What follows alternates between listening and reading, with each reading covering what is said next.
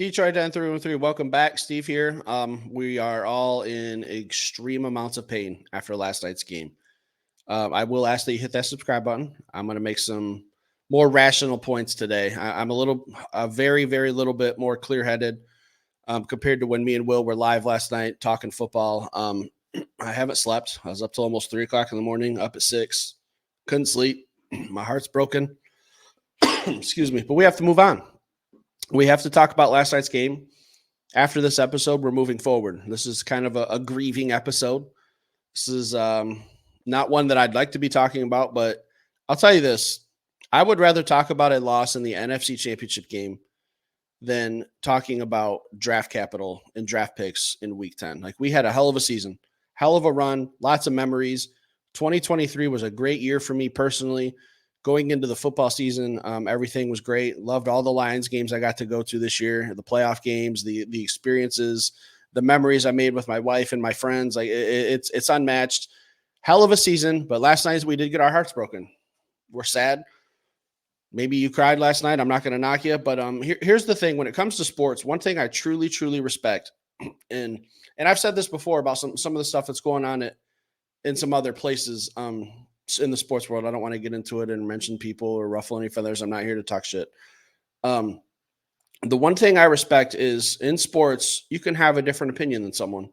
That's what makes sports great. That's why we watch shows, to have a debate, to see who you agree with, who you disagree with. What I'm going to talk about today, you guys might not agree with. You can leave a comment. We can discuss it as adults. If you're going to be a troll, I'm just going to scroll right past you. I got thick skin. You can say pretty much whatever you want. I don't care. If you don't like my opinion, that is fine. If you have a different opinion, we can discuss it openly. Like, I love sitting around. I like going to the bars with the boys, having a drink, eating some nachos, watching the games, having a different opinion, having a debate. I love doing that kind of stuff, man. But we can do it responsibly here. We can do it on this platform as well. That's why we do this channel. We like to talk Detroit Lions football. So, heartbreaking loss last night. I think there's a ton of blame to go around. If I were to make a casserole full of blame and I had to pass it to some people, I'm going to tell some people to take bigger bites than others. It's kind of like a pie. Someone's got to take a bigger piece of this blame pie. In my opinion, I think that's Dan Campbell. It seemed like to me he had two different mindsets at a point in the game that was critical. They call it the middle four. The last possession of the first half of the game, we have the ball inside the 5, fourth and goal from the 2 or from the 3. And Dan didn't want to be over aggressive. He wanted to take the points and go up 3 scores. I get it. I totally was 100% yelling at my TV for him to do so. 4th and 3, take the points, Dan, go up 3 scores. Let San Francisco get the ball to start the second half. That's what happens. I'm good. I'm okay. So San Francisco gets the ball to start the second half. They go down the field. They kick a field goal. Now it's 14-point game. We get the ball right back. We go down the field, and this is where controversy begins. This is where the wheels fell off for me. It's 4th and 2, and I'm yelling at the TV, take the points, Dan. Go back up 17. Keep executing. We'll figure this out. It's fine. We have the advantage. We have time on our side. We want to chip away at this clock, and we have two possession game at that point. Let's give it a chance for 3. Now, I think we should have kicked the field goal, obviously. And a lot of people are saying there's no guarantee that Badgley makes that field goal. There's no guarantee. That it's not 100% certain. You guys are right. It's not 100% certain. But Badgley drilled a 53-yard field goal against the Rams, albeit at home. I understand. The weather in San Francisco was not a factor. I think we were at a 48, 49-yard field goal. I'm giving him at least the chance to make that field goal. If he misses, I'm Dan Campbell. I can adjust my game plan accordingly. That's all I'm saying. If he misses, all right, the rest of the game when I'm in this position, I got to go for it. I can't give the opposing team the ball at the 35-yard line with decent field position. So I'll have to go for it for the rest of the game. But you didn't give Badgley the chance. I think he makes a 48, 49-yard field goal. It's not a chip shot, but I think inside of 50 is makeable, high probability for an NFL kicker. That's all I'm saying. So at the end of the first half, we kicked the field goal. We didn't want to be aggressive and go for it and shoot ourselves in the foot. But in the second quarter, we did. And I just don't understand. It seems like there's two different mindsets there from Dan Campbell. And hopefully I'm articulating that well, but just not a fan with that decision. We say it all the time. Football games are never over until clocks hit zeros. So now we're up 14. San Francisco gets the ball. They get a fluke play, a drop interception by Kendall Vildor. They get the ball inside the 5. Now it's a 7-point game. And then the next possession, Lions come out. They get the ball again. Bad time for Jahmyr Gibbs to have a fumble. Bad time for him to have his first career fumble in the NFC Championship. My heart breaks for Jahmyr, man, because I don't think we're even playing last night if it's not for JG. And I'm talking Jahmyr Gibbs, not Jared Goff. But also same goes true for him, I guess. Gibbs was probably, him and Laporta were two of the funnest people for me to watch this year. Rookies coming out, huge impact, huge question marks after they were drafted. They did nothing but make huge impacts all season long. Unfortunately, Jahmyr, you lost that fumble, but we still love you in Detroit, buddy. Like, I truly think you're heading down that road of Christian McCaffrey. I truly think this year was a great year for you experience-wise. It's going to be hard for you to follow that one up next year, man. You had that good of a season. It's going to be hard to follow up. But we would not have been here without Jahmyr Gibbs. Absolute just game record, possibly. When he gets the ball, anything can happen. So it sucks, but it is what it is. So that's my first piece of blame that I'm handing out. My first piece of pie. Now, like I said, that's just my opinion. I'm sorry, guys. I'm still fighting this cold. Second piece of blame, man, execution. Obviously, we had 2 of the easiest dropped interceptions yesterday I think we'll ever see. Cam Sutton dropped one. I kind of hinted at it in my first point. Kendall Vildor dropped that interception. Bounced right off his face mask. Brandon Ayuk catches it inside the 5. Easy touchdown. If we can convert those to interceptions, if we can reel those in, and I don't like using the word if, man. I don't like, because it's hard. It's hard to be a defensive back and try to catch a pass. I get it, but these were 2 of the easier ones that I've seen. At the very least, if we get both of those interceptions, what we're able to do is take very, very valuable time off the clock. We're not draining the clock, but we're taking chunks of time away from San Francisco 49ers having the ball. 3 minutes here, 4 minutes there. That's a lot in a 3-score game.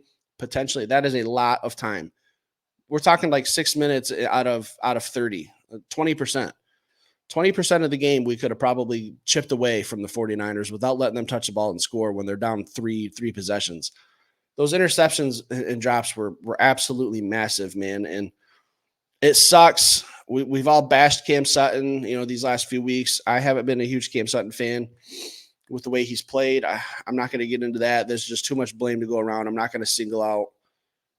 I mean, I've already kind of singled out people. I get it, but I'm just not going to go down the road of bashing players too much today. Coaches are a little bit different for me, but I think we just could have taken critical time off the clock with those interceptions. And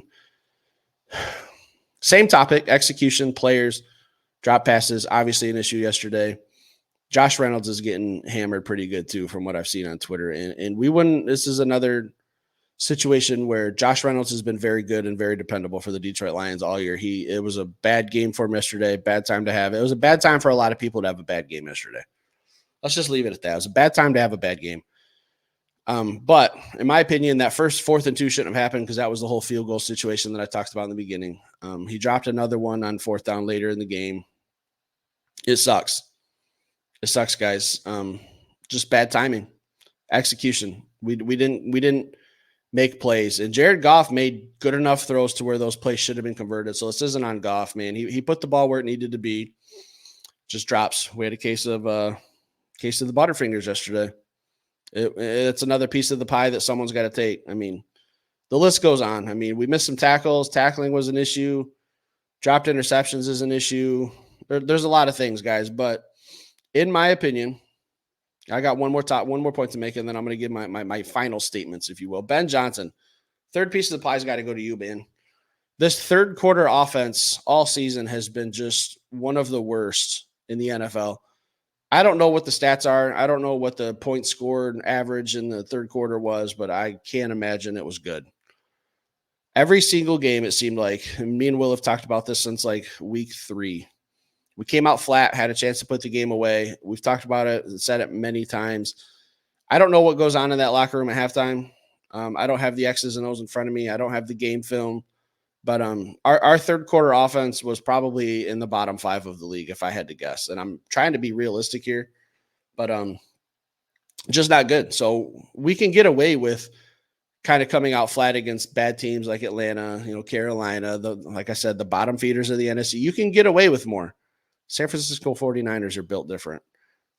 They're a team that I have always said that I want the Detroit Lions to kind of replicate, kind of follow their path, follow what they've done. And I think we're on track. We're a little early. It's hard to get here, guys, like Dan Campbell said, but we will be okay. We have a very bright future. We have a very bright core group of guys: Penei Sewell, Amon-Ra St. Brown, Jared Goff, our running back, St. Brown. I already said St. Brown, Montgomery, Jahmyr Gibbs. We have some guys that are going to be sticking around. Sam Laporta. We got some guys. We need to add some more pieces. We're not getting into off-season stuff on this episode. We're not getting into draft. I'm not ready to do mock drafts yet. We're going to, slowly start having to do that, though. At the end of the day, what hurts the most about this loss is we're Lions fans. We've seen losses before, right? We've seen 16 of them straight in 1 year. We've seen losses. What hurts the most about this one is I don't think I can sit here and look you guys in the eye and say that the better team won. San Francisco 49ers. I think we just absolutely shit the bed in that third quarter. We made some bad decisions. We could not execute. I think we had them up against the ropes. I think we could have had a kill shot here, kill shot there that we just didn't execute on. Jared Goff overthrowing Jahmyr Gibbs in the end zone. That's another one. Like that could have been a kill shot. That could have been a clutch play. The better team didn't win. And I'm not trying to knock the San Francisco 49ers. I talked them up in our pregame show. They're an elite team. They were picked to go to the Super Bowl. They were the favorites to win the NFC. It was them and Dallas. That was supposed to be the matchup. That didn't happen. San Francisco has a damn good team, but I think we just let them have that one.